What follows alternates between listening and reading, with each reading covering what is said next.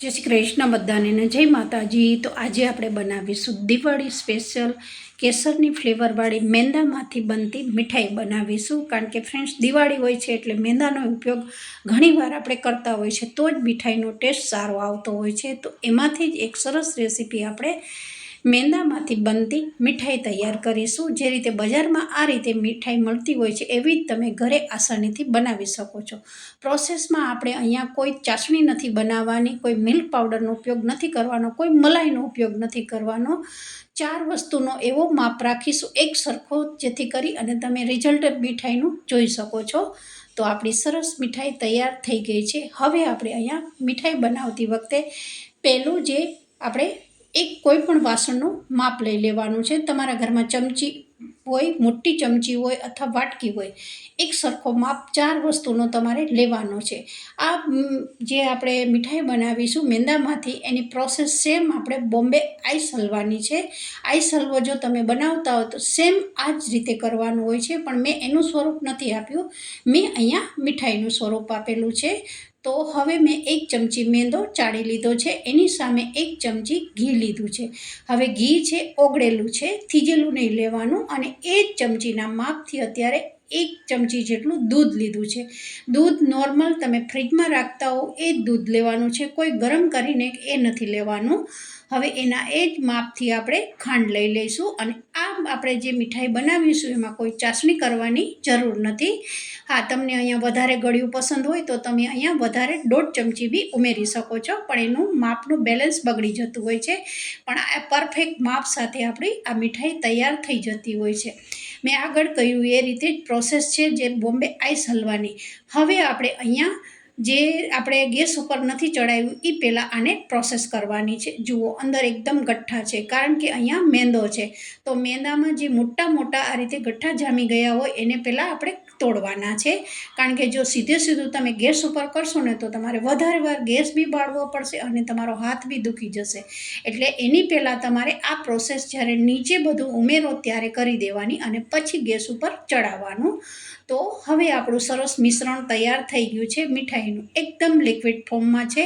જુઓ, જરા બી અહીંયા ગઠ્ઠા મેં રહેવા નથી દીધા, જે મોટી મોટી ગુટલી જામી જાય છે એ બિલકુલ નથી, અને સરસ લિક્વિડ ફોર્મમાં આપણું 4 વસ્તુ મિક્સ થઈ ગઈ છે। હવે આપણે આને ગેસ ઉપર ચડાવ્યું છે। હવે જેવું ગેસ ઉપર ચડાવશો અને ગરમ થશે એમ એ રીતે દૂધનું પાણી હશે, ખાંડનું પાણી હશે, એ બધું દાજવા લાગશે, અને પછી જેમ ગરમ થશે લગભગ 5 મિનિટ થશે એટલે સરસ થિકનેસ આની પકડવા માંડશે। તો લગભગ આપણે આને 7 મિનિટમાં, આપણી 7 થી 8 મિનિટમાં આપણી મીઠાઈ તૈયાર થઈ ગઈ છે। હા, એને સેટ કરવા માટે તમારે 1 કલાક કે 2 કલાક મૂકવી પડે છે। તો તમે જોઈ શકો છો, જુઓ આ રીતે ચલાવતા જ રહેવાનું છે, અને ગેસની ફ્લેમ ધીમી રાખવાની છે। અહીંયા બીજું કોઈ તમારે કામ નહીં કરવાનું ફ્રેન્ડ્સ, નતર તમારું મીઠાઈ છે બગડી જશે। લગભગ 5 મિનિટ પછી એકદમ થિકનેસ આવવા માંડી છે આપણી મીઠાઈની, તમે જોઈ શકો છો। અને આ મીઠાઈને આપણે કેસરની ફ્લેવર આપવાના છીએ।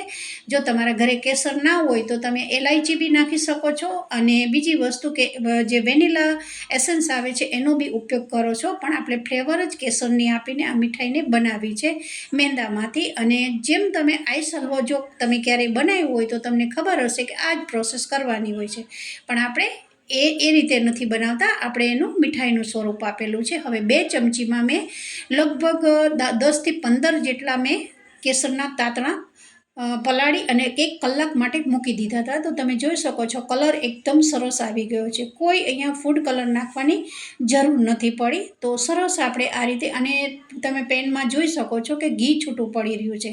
હા, જે ઘી છૂટું પડે એટલે સમજવાનું કે તમારી મીઠાઈ એકદમ સરસ તૈયાર થઈ ગઈ છે।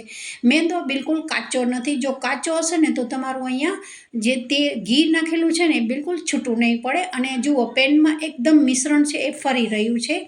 હવે હું તમને બની જાય એની કેવી તમને જે ખબર પડે એ બતાવું છું। જુઓ, આ સારું એવું બાઇન્ડિંગ આવી ગયું છે, આ રીતે એક લાડુ વડે એવું સરસ બંધાઈ રહ્યું છે। તો હવે આપણું આ મિશ્રણ તૈયાર થઈ ગયું છે મીઠાઈનું। હવે આ ગરમા ગરમ છે તો એને એક ડબ્બા અથવા પ્લેટમાં, જેમાં તમે જેવો આકાર આપવો હોય, તો તમે સુખડી જેવો આપવો પ્લેટમાં રાખવા માંગતા હોય, ચોરસ કટકામાં તો બી રાખી શકો છો, પણ મારે અહીંયા એક નાના ડબ્બામાં ગોલાઈમાં આ વખતે મીઠાઈને મારે તૈયાર કરવી છે, કારણ કે ચેનલમાં ઘણીવાર બે અલગ અલગ પ્રકારની બનાવેલી છે, તો આ વખતે હું થોડી અલગ મીઠાઈ બનાવવાની છું. તો નીચે ડબ્બામાં બટર પેપર લગાવી દીધું છે, અને પ્લાસ્ટિકનો ડબ્બોય ચાલે છે, સ્ટીલનો હોય તો સ્ટીલનો બી તમે રાખી શકો છો. ફક્ત આપણે અહીંયા મીઠાઈનો આકાર આપવાનો છે. સરસ જામી જશે. તો અહીંયા મેં આ તૈયાર કરેલું હતું, પણ આમાં મારે નથી બનાવવાનું. કોઈ પણ તમારા ઘરમાં આ રીતે હું બતાવવા માંગુ છું કે ડબ્બો હોય તો એનો બી ઉપયોગ કરી શકો છો. હવે આ ગરમા ગરમ મિશ્રણ છે, જુઓ એકદમ પેન છોડી રહ્યું છે અને ઘી બી છૂટી રહ્યું છે. તો એકદમ પરફેક્ટ માપ સાથે આપણું મિશ્રણ મીઠાઈનું તૈયાર થઈ ગયું છે. હવે આપણે એને જે બટર પેપરમાં ડબ્બામાં ગ્રીસ કરીને રાખ્યું છે એના ઉપર મિશ્રણને ઉમેરી દેવાનું છે.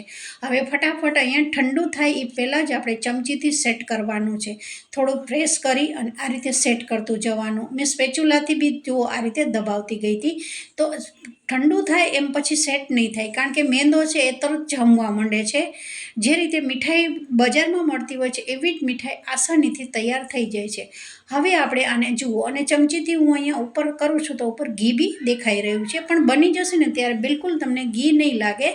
તો 1 કલાક માટે મેં બહાર મૂક્યું હતું અને અડધી કલાક મેં ફ્રીજમાં મૂક્યું હતું. તો સરસ એકદમ સેટ થઈ ગયું છે, કારણ કે મારે કટ કરવાનું હતું એટલે થોડી વાર અહીંયા ફ્રીજમાં રાખ્યું હતું. હવે આપણે અહીંયા બટર પેપર જે નીચે રાખેલું હતું એને આ રીતે કાઢી લેવાનું છે. અને અહીંયા જે કાજુ અને બદામ અને મેં એલાયચી નાખી હતી એનો વિડીયો મારાથી શૂટ નથી થયો, તો મેં અહીંયા અંદર બદામ અને જે એલાયચી છે એ ઉમેરી હતી, પણ એ વિડીયો ખબર નહીં ડિલીટ થઈ ગયો છે કે એપમાં આવેલો નથી. તો તમે અહીંયા તમારી રીતે નાખી દેજો. હવે આપણે અહીંયા સરસ કટ કરી દઈશું, કારણ કે મારે આ વખતે થોડી મીઠાઈની દિવાળી સ્પેશિયલ થોડી અલગ બનાવવાની હતી, અને એકદમ સરસ આપણી જામી ગયું છે. કોઈ આ મીઠાઈમાં તમારે ચાસણી કરવાની જરૂર નથી, કોઈ તમારે મલાઈ નાખવાની જરૂર નથી, મિલ્ક પાવડર નહીં, કોઈ વસ્તુની ઝંઝટ નથી. જે રીતે તમે આઈસ હલવો બનાવતા હોય ને, આઈસ હલવાને તમારે બટર પેપરમાં પાથરવાનો હોય છે, પણ આપણે અહીંયા એક મીઠાઈનું સ્વરૂપ આપેલું છે. તો જરૂરથી આ રેસીપીને ટ્રાય કરજો. એકદમ સરસ મીઠાઈ આપણી નીકળી જાય છે. જુઓ, મેં થોડી ટ્રાયંગલ શેપમાં આ રીતે રાખેલી હતી. તમે જોઈ શકો છો એનું લુક કેટલું સરસ આવી રહ્યું છે. તો આ દિવાળીએ જરૂરથી તમે આ મીઠાઈને ટ્રાય કરજો. અને વધારે એવું લાગે તો જે ડ્રાયફ્રૂટ છે એ બી ઉમેરી શકો છો, પણ મેં મારા માપ પ્રમાણે અહીંયા ડ્રાયફ્રૂટ નાખેલું હતું. અને કેસરની ફ્લેવરવાળું આપણી મીઠાઈ તૈયાર થઈ ગઈ છે, એ બી ટ્રાયંગલ શેપમાં. તો વિડીયો પસંદ આવે તો એક લાઇક કરજો. વધારે વિડીયો પસંદ આવી જાય તો વિધિ કિચનને જરૂરથી સબસ્ક્રાઈબ કરી દેજો. તો દિવાળી સ્પેશિયલ આપણી જે કેસરની ફ્લેવરવાળી મીઠાઈ તૈયાર થઈ ગઈ છે ફ્રેન્ડ્સ. ઉપરથી આ રીતે કેસરના તાતણાથી તમે ગાર્નિશ કરી શકો છો. તો અંદરથી આ રીતે હું તોડીને બતાવીશ. જુઓ, એકદમ સરસ આપણી મીઠાઈ તૈયાર થઈ ગઈ છે. તો બધાને જય શ્રી કૃષ્ણ.